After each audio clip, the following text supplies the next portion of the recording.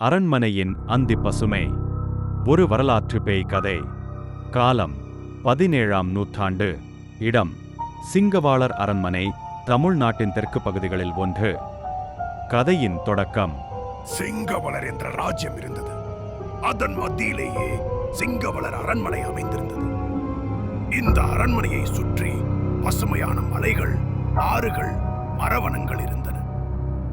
ஆனால் அந்த அரண்மனையின் உள்பகுதி மட்டும் எப்போதும் இருட்டாகவும் குளிராகவும் இருந்தது. மக்கள் அதை அந்தி பசுமை என்றே அழைத்தனர்.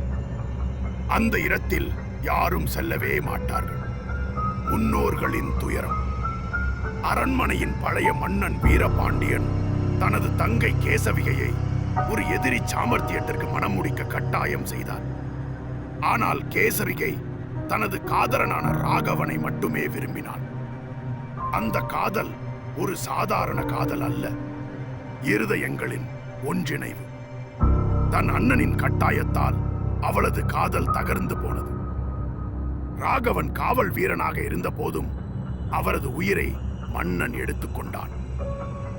அந்த வேளை கோபம், துக்கம், காதல் கலந்த அந்த உணர்வுகளோடு கேசவிகை அரண்மனையின் அந்த மூடிய மாடத்தில் தனது உயிரை முடித்துக் கொண்டார். பேய் தோன்றும் ஆரம்பம். அந்த நாளில் இருந்த அந்த மாடம் அந்தி பசுமை என அழைக்கப்பட்டது. கால பக்கங்களில் மாறாத ஒரே விஷயம்,